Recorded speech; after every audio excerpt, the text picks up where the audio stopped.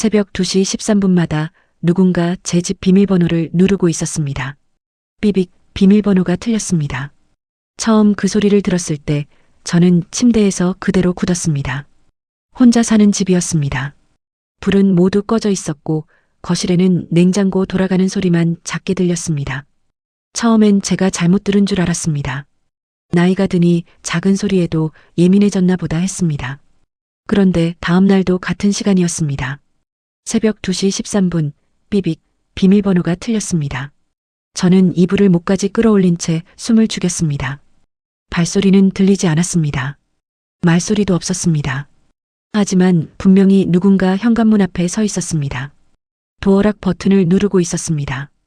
사흘째 되는 날 저는 아침이 되자마자 도어락 기록을 확인했습니다. 화면에는 같은 문장이 반복되어 있었습니다. 비밀번호 오류. 시간은 전부 새벽 2시 13분 근처였습니다. 기계 오류가 아니었습니다. 누군가 제 집 비밀번호를 알고 있거나 알아내려고 하고 있었습니다. 저는 바로 아들에게 전화했습니다. 아들은 놀란 목소리로 말했습니다. 엄마, 문 열었어?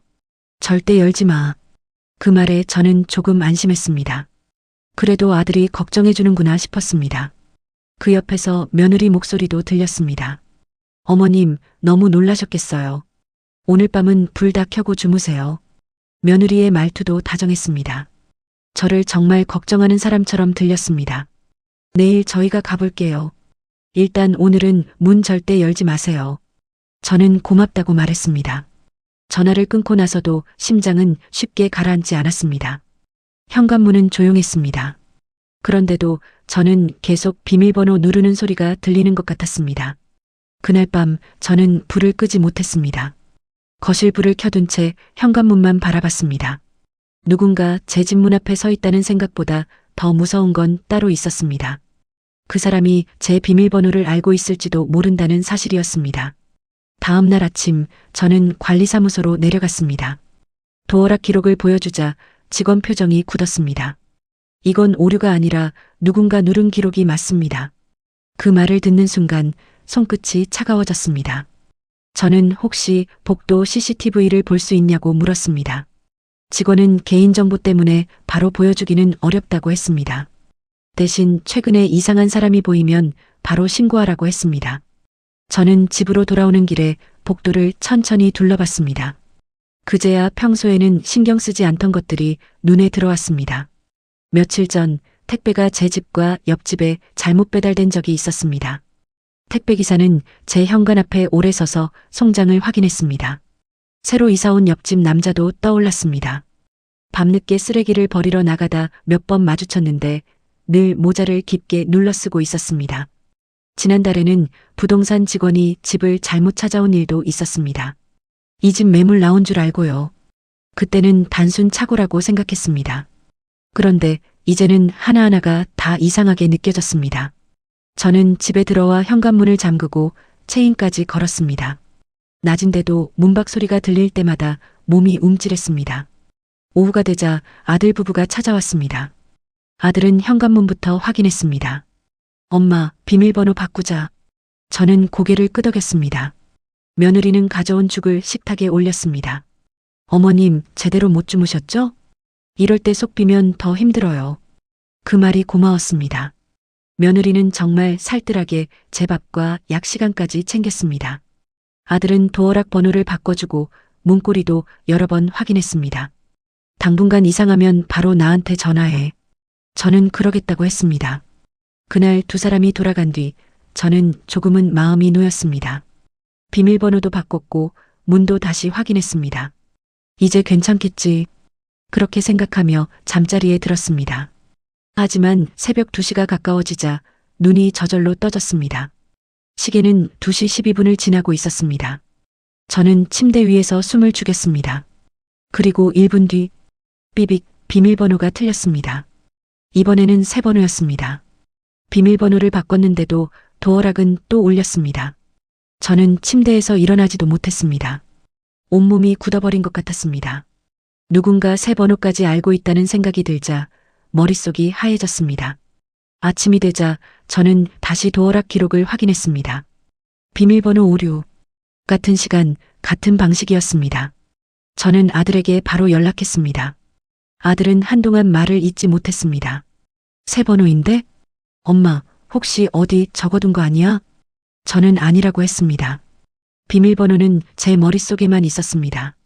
아들은 답답한 듯 한숨을 쉬었습니다.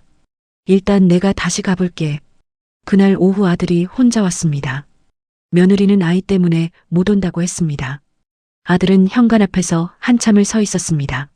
번호판을 살피고 문틀을 만지고 복도 쪽을 둘러봤습니다. 엄마, 누가 장난치는 것 같지는 않아. 그 말에 저는 더 무서워졌습니다. 장난이 아니라면 무엇일까요? 정말 제 집에 들어오려는 걸까요? 아들은 잠시 망설이다가 말했습니다. 며칠만 우리 집에 와 있어. 범인 잡는 것도 중요하지만 엄마가 먼저 안전해야지. 저는 바로 대답하지 않았습니다. 아들의 말은 맞았습니다. 하지만 저는 제 집을 비우고 싶지 않았습니다. 남편 떠난 뒤에도 혼자 지켜온 집이었습니다. 아침마다 베란다에 물을 주고 저녁마다 작은 식탁에 앉아 밥을 먹던 제 자리였습니다. 그 집을 무서워서 비운다는 게 괜히 지는 것 같았습니다. 저는 고개를 저었습니다. 조금만 더 있어 볼란다. 아들은 답답한 얼굴이었지만 더 밀어붙이지 않았습니다. 그럼 문 절대 열지 마. 무슨 소리 나도 그냥 나한테 전화해. 저는 알겠다고 했습니다. 그날 밤 저는 베개 옆에 휴대폰을 놓고 잤습니다. 아니, 잤다고 할 수 없었습니다. 눈만 감고 있었습니다. 새벽 2시 13분, 또 도어락이 울렸습니다. 삐빅, 비밀번호가 틀렸습니다. 저는 이번에는 울지 않았습니다. 대신 조용히 생각했습니다. 이 사람은 정말 들어오려는 게 아닐지도 모른다고요. 저를 겁주려고 오는 사람일지도 모른다고요. 저는 그날부터 혼자 움직이기 시작했습니다. 아들에게 말하지 않았습니다. 괜히 걱정만 키우고 싶지 않았고 며느리까지 알게 되면 일이 커질 것 같았습니다. 우선 맞은편 집에 사는 젊은 부부를 찾아갔습니다. 그 집 현관에는 초인종 카메라가 달려 있었습니다. 저는 조심스럽게 사정을 말했습니다. 혹시 새벽 시간대에 제 집 앞이 조금이라도 찍혔는지 볼 수 있을까요? 젊은 부부는 놀란 얼굴로 영상을 확인해 주었습니다. 처음에는 아무것도 나오지 않았습니다. 복도 불빛만 흐릿하게 보였습니다. 그런데 새벽 2시 12분쯤 화면 끝에 누군가 지나갔습니다. 검은 모자, 마스크, 어두운 외투. 얼굴은 보이지 않았습니다. 그 사람은 제 집 앞쪽으로 사라졌고 잠시 뒤 다시 빠르게 걸어 나왔습니다. 영상은 짧았습니다. 하지만 충분했습니다. 제 집 앞에 실제로 누군가 오고 있었습니다.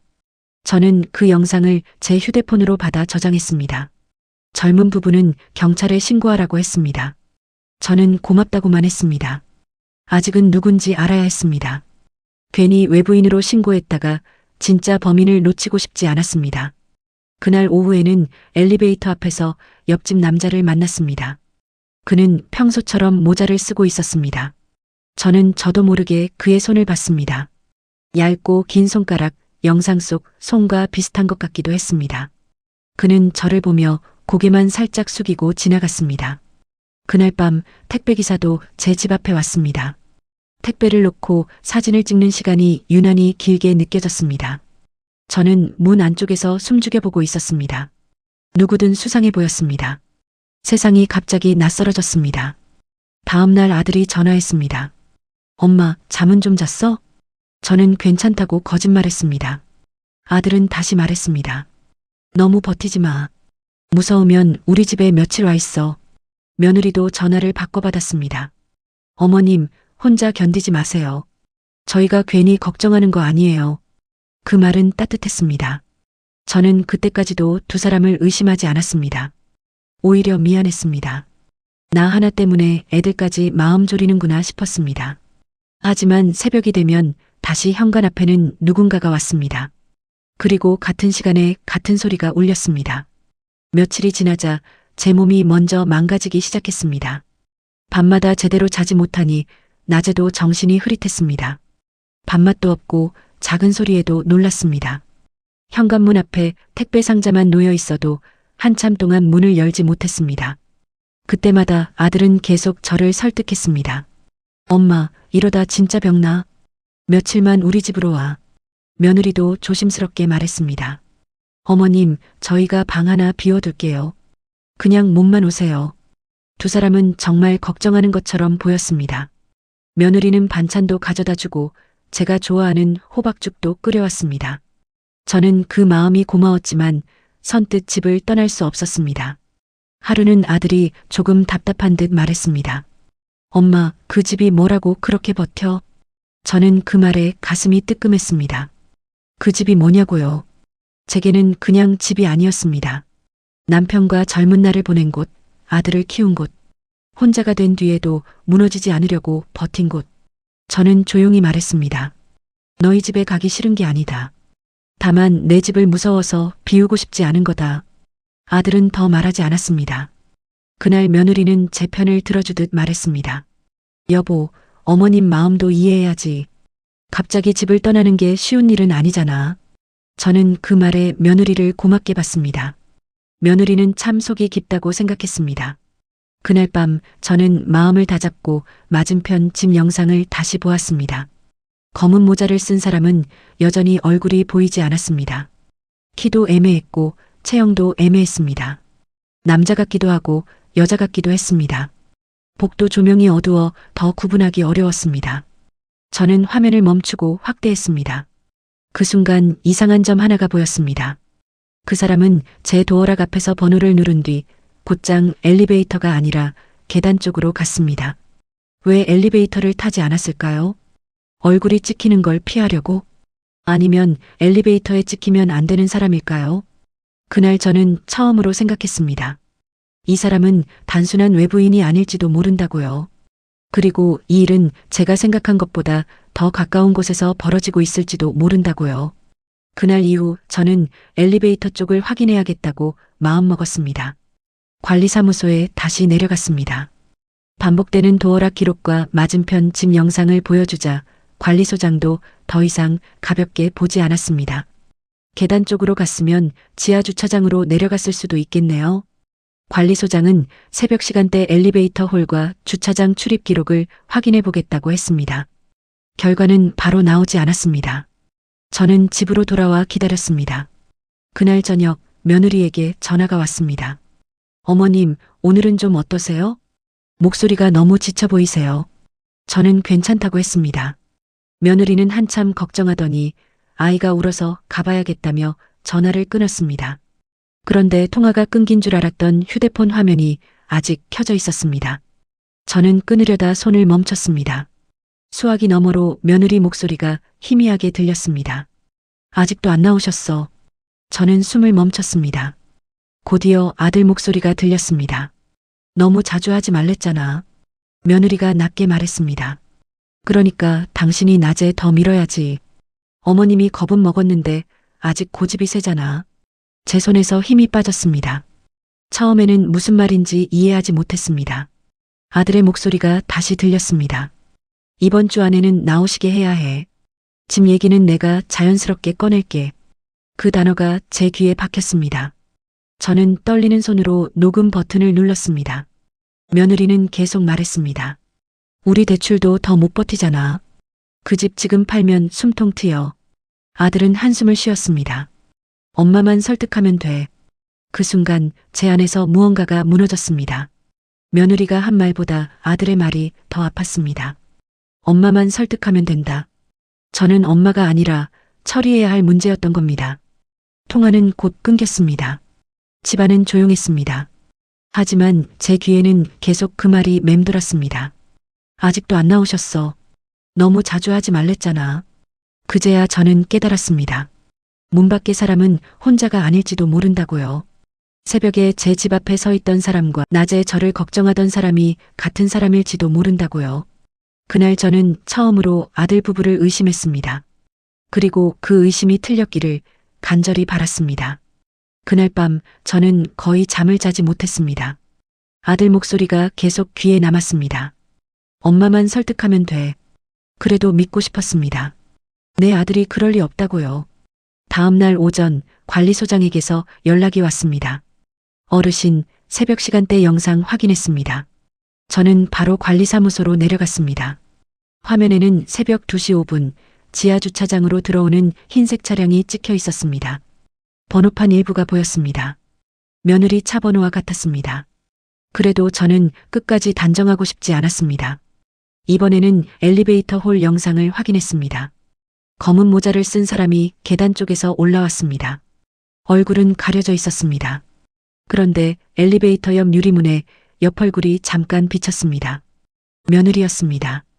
귀에 걸린 작은 진주 귀걸이, 검은 가방끈, 걸을 때 오른쪽 어깨가 살짝 올라가는 습관. 더는 모른 척할 수 없었습니다. 집으로 돌아와 식탁 위에 자료를 올려놓았습니다.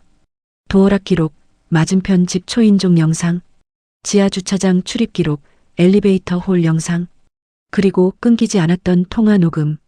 주말 오후 아들 부부가 집에 왔습니다. 아들은 조심스럽게 말했습니다.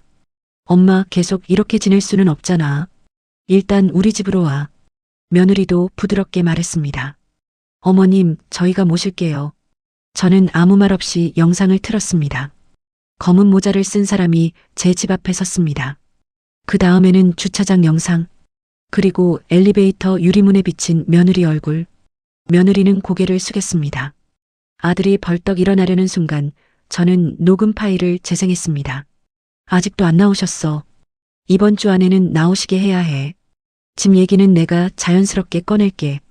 거실이 조용해졌습니다. 두 사람은 아무 말도 하지 못했습니다. 저는 두 사람을 바라보며 말했습니다. 새벽마다 내 문 앞에 온 사람은 하나였지만 엄마 마음을 흔든 사람은 둘이었구나. 아들이 겨우 입을 열었습니다. 엄마, 우리가 너무 급했어. 대출이 너무 힘들어서. 저는 조용히 말했습니다.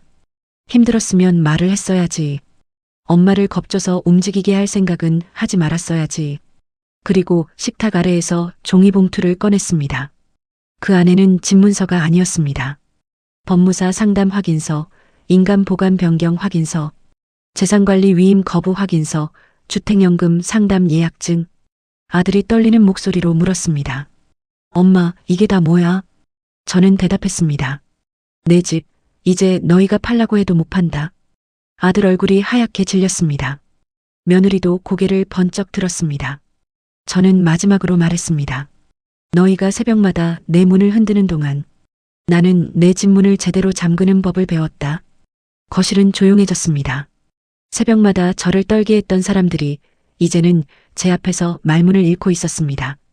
그날 이후 제 집 비밀번호는 바로 바뀌었습니다. 이번 번호는 아들에게도 며느리에게도 알려주지 않았습니다. 아들은 며칠 동안 계속 전화를 했습니다. 엄마, 정말 죄송해요. 내가 정신이 나갔었어.